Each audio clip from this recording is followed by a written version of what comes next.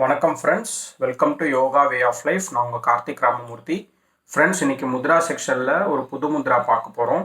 இப்போ climate change ஆகுது, குளிர்காலம் ஆரம்பிக்குதுன்னு நிறைய பேருக்கு பார்த்தீங்கன்னா ப்ரீதிங் டிஃபிகல்ட்டிஸ் இருக்கும். அதாவது மூச்சு காற்று நல்லா சுவாசிக்கிறதுல டிஃபிகல்ட்டி இருக்கும். அதே மாதிரி பார்த்தீங்கன்னா அது மாதிரி டஸ்ட் அலர்ஜி நிறைய பேருக்கு இருக்கும். கோல்டு அந்த மாதிரி வரும், மூக்கடைப்பு அதிகமாகும். அந்த மாதிரி ஆளுங்கள்லாம் இந்த முத்ராவை ரெகுலராக ப்ராக்டிஸ் பண்ணாங்கன்னா இது ஒரு நல்ல தீர்வாக இருக்கிறதுக்கான வாய்ப்புகள் ரொம்ப ஜாஸ்தி. இந்த முத்ரா நிறைய பேருக்கு ரொம்ப சப்போர்ட்டிவாக இருந்திருக்கு. இப்போ ஆஸ்மா இருக்கிற பேஷண்ட்ஸ் கூட அதை ரெகுலராக ப்ராக்டிஸ் பண்ணி இது மாதிரி நம்பிக்கையோட கரெக்டாக ரெகுலராக ப்ராக்டிஸ் பண்ண வந்தால் ஆஸ்மாலேருந்து அவங்க கொஞ்சம் கொஞ்சமாக விடுபட்டிருக்காங்க. ஸோ இது ரொம்ப இம்பார்ட்டண்ட்டான முத்ரா. இந்த முத்ரா பேர் சுவாச முத்ரா, அப்படி இல்லைன்னா பிரான்சியல் முத்ரான்னு சொல்கிறாங்க.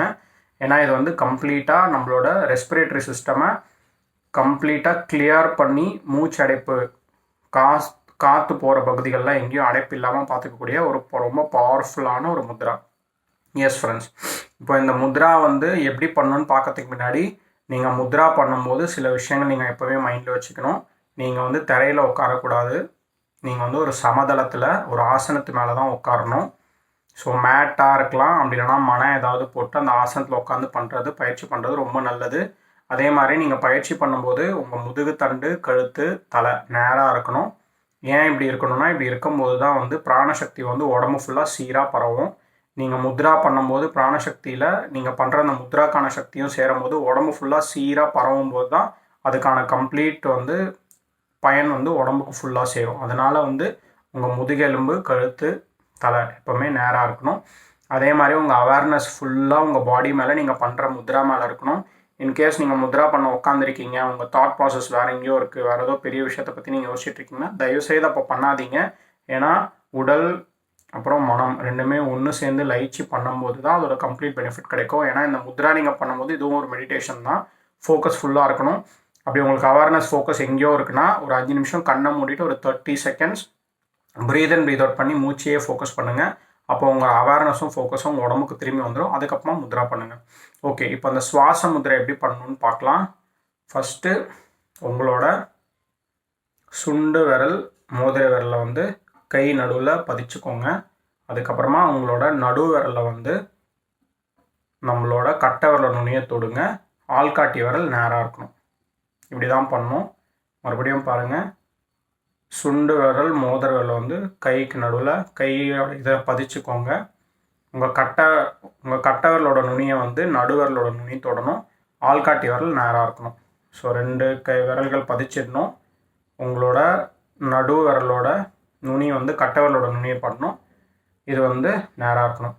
நீங்கள் இப்படி வச்சுட்டு உங்கள் தொடை மேலே வச்சுட்டு இப்படி வச்சுட்டு நீங்கள் ரிலாக்ஸ்டாக கண்ணை மூடிட்டு உங்கள் அவேர்னஸ் ஃபோக்கஸோட அவேர்னஸ் 2 இடத்துல இருக்கணும். ஒன்று, நான் சுவாச முத்ரை பண்ணுறேன், இந்த முத்ரை பண்ணுறதுனால எனக்கு கம்ப்ளீட் பெனிஃபிட் என்னோடய உடல், உயிர், ஆத்மாவுக்கு கிடைக்குதுன்ற ஃபோக்கஸ் இருக்கணும். 2வது ஃபோக்கஸ் உங்கள் மூச்சு மேலே இருக்கணும். நீங்கள் ரிலாக்ஸ்டாக உட்காந்துட்டு மெதுவாக ப்ரீத் அண்ட் ப்ரீத் அவுட் பண்ணணும். இன்கேஸ் கீழே உட்கார முடியாதுன்றவங்க சேரில் கரெக்டான ஒரு சேர் சர்ஃபேஸ் போட்டு சேரில் உட்காந்துக்கோங்க. முட்டி மடக்க முடியாதுன்றவங்க உட்காந்துட்டு கண்ணை மூடிட்டு ரிலாக்ஸ்டாக அந்த முதிரையில் அப்படியே இருங்க. இந்த முத்ரை காலையில், மத்தியானம், சாயங்காலம் 3 வேளையும் பண்ணலாம்.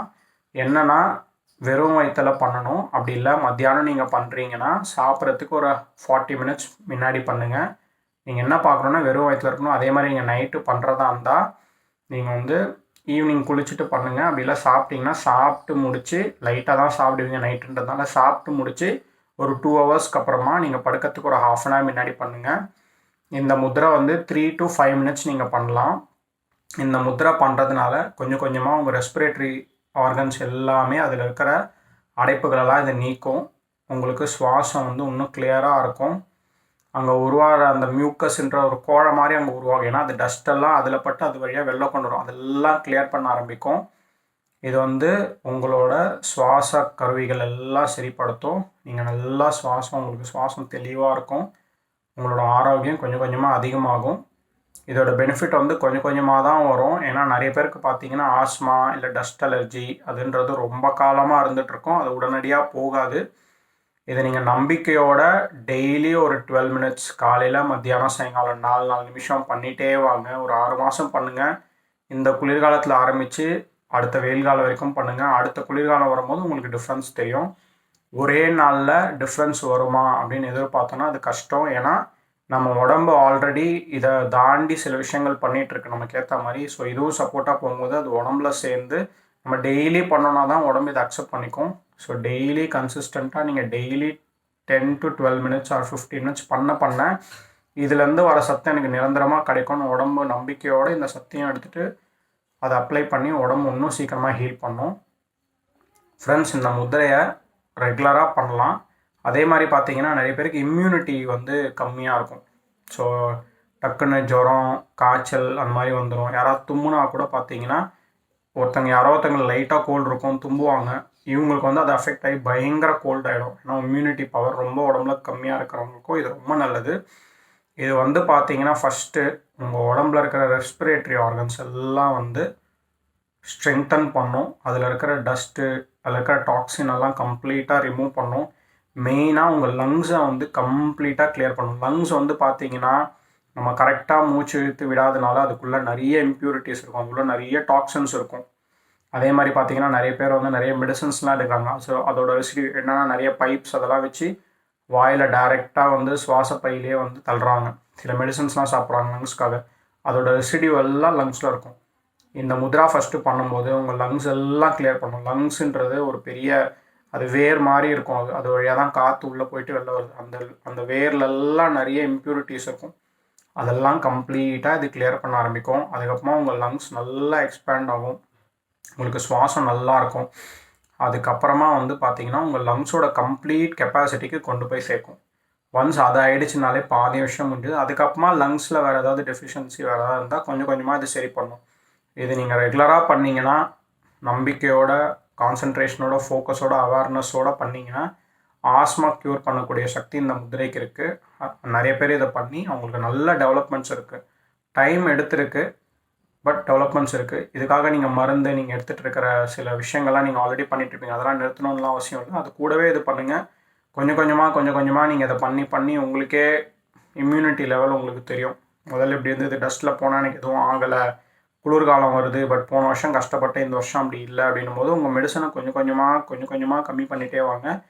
கண்டிப்பாக ஒரு நாள் வரும் இந்த முத்திரையே போதும், இந்த முத்திரையே எனக்கு போதும். அதுக்கப்புறம் ஒரு டைம் வரும் முத்திரை கூட நான் பண்ண வேணாம், எனக்கு இம்யூனிட்டி கம்ப்ளீட்டாக என் லங்ஸ் எல்லாமே கரெக்டாகிடுச்சு, எனக்கு எந்த விதமான ஹேல் அண்ட் ஹெல்த்தியாக இருக்கிறன்ற நிலைமை கண்டிப்பாக போய் ரீச் ஆகும். ஸோ ஃப்ரெண்ட்ஸ், இந்த சுவாச முத்திரையை ரெகுலராக பண்ணலாம். உங்களுக்கு தெரிஞ்ச நிறைய பேர் வந்து பார்த்தீங்கன்னா வீசிங்னால ரொம்ப கஷ்டப்படுவாங்க. அதுவும் மழை காலம், குளிர்காலம் வந்து அவங்களால பேசவே முடியாது, நைட்டு ஃபுல்லாக தூங்க மாட்டாங்க. அந்த வீட்டிலலாம் லைட் எரிஞ்சிட்டே இருக்கும் நைட்டு ஃபுல்லாக. அதே மாதிரி குழந்தைங்க, அவங்களுக்குலாம் பார்த்தீங்கன்னா சில பேருக்கு வந்து சின்ன வயசுலேயே இம்யூனிட்டி அதிகமாக இருக்கும், நிறைய குழந்தைங்களுக்கு இம்யூனிட்டி இருக்காது. அந்த மாதிரி இருக்கிற எல்லாருமே இதை பண்ண சொல்லுங்கள், ரெகுலராக பண்ண சொல்லுங்கள். இன்னும் இல்லை, டெய்லி ஒரு 10 மினிட்ஸ் தான். அதே மாதிரி எல்டர்லி பீப்புள் நிறைய பேர் இருப்பாங்க, அவங்களுக்கும் பார்த்தீங்கன்னா சுவாசத்தில் வந்து நிறைய கோளாறுகள் இருக்கும். அவங்களாம் இதை ரெகுலராக பண்ண அவங்களுக்கு நிறைய பெனிஃபிட்ஸ் இருக்கும். ஃப்ரெண்ட்ஸ், இந்த சுவாச முத்திரை ஆர் பிரான்ச்சியல் முத்திரையை ரெகுலராக ப்ராக்டிஸ் பண்ணி இதோட பெனிஃபிட்ஸ் அடைவோம். அவேர்னஸோட, ஃபோக்கஸோட, ரிலாக்ஸ்டாக ஒரு மெடிடேஷனாக நினச்சி இதை பண்ண சொல்லுங்கள். ரிலாக்ஸ்டாக கண்ணை மூடிட்டு இதுக்குன்னு டெய்லி ஒரு 20 மினிட்ஸ் ஸ்பெண்ட் பண்ணி இது எவ்வளோ நேரம் வேணாலும் பண்ணலாம். இதுக்கு நெகட்டிவ் எஃபெக்ட்ஸ் எதுவுமே கிடையாது. ஸ்பைன், நெக் அண்ட் ஹெட் மட்டும் ஸ்ட்ரைட்டாக இருக்கணும். இப்படியே நீங்கள் போட்டு உட்காரணும். அப்படி கீழே ஆனால் ஆசனத்து மேலே உட்காருங்க. கீழே உட்கார முடியலன்னா சேரில் உட்காந்துக்கோங்க. ஓகே ஃப்ரெண்ட்ஸ், இதுதான் நம்ம சுவாச முத்ரா. இதை ரெகுலராக பண்ணி இதோட பெனிஃபிட்ஸ் அடையும். Thank you so much.